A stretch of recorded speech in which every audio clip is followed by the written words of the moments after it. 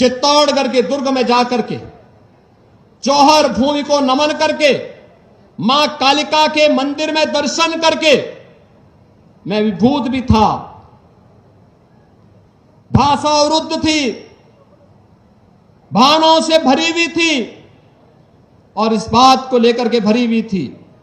मुझे उस समय याद आ रही थी उत्तर प्रदेश के एक हिंदी साहित्य के महान साहित्य कीर्ति रखने वाले हल्दी घाटी के रचयिता श्याम नारायण पांडे की मुझे पंक्तियां याद आ रही थी।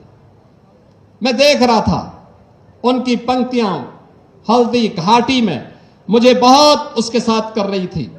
मैं चित्तौड़गढ़ को जब देख रहा था, इस वीर भूमि को जब मैं देखता हूं और मुझे याद आती है उनकी पंक्तियां कि एक लिंग का आसन है, इस पर न किसी का शासन है। याद करिए ना, आज खिलजी वंश को कोई जानने वाला नहीं है।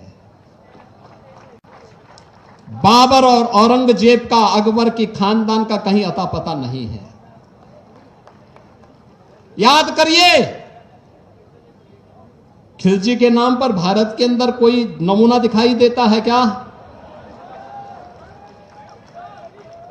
अकबर या बाबर या औरंगजेब के नाम पर कोई दिखाई देता है क्या? कोई सोहदा दिखाई देता है क्या? कोई नहीं दिखाई देता होगा। लेकिन महाराणा प्रताप की वंशावली, महाराजे साहब की उपस्थिति आज भी सैकड़ों वर्षों के बाद हमारे सामने है। वीरांगना पद्मिनी की वंशावली हमारे सामने है, वीर हमीर की वंशावली हमारे सामने है। और इसीलिए तो हमने कहा कि एक लिंग का आसन है, इस पर न किसी का शासन है। नित सिहक रहा कमलासन है, यह सिंहासन सिंहासन है। यह सम्मानित अधिराजों से, अर्चित राज समाजों से इसके पदरज पोछे जाते, भूपों के सिर के ताजों से।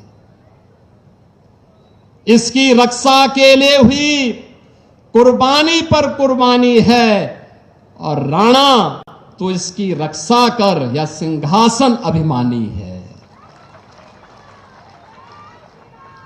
बहनों और भाइयों, आज का ये स्मृति दिवस हमें एक लिंग के शासन के प्रति उस नमन को व्यक्त करने का एक अवसर दे रहा है, जिसको आज जौहर स्मृति संस्थान ने 1982 से लगातार, याद करिए, 1303 से लेकर के कई बार जौहर पर जौहर व्रत का यहां पर धारण करने का कार्य यहां की वीर माताओं के द्वारा, वीरांगनाओं के द्वारा लिया जाता रहा।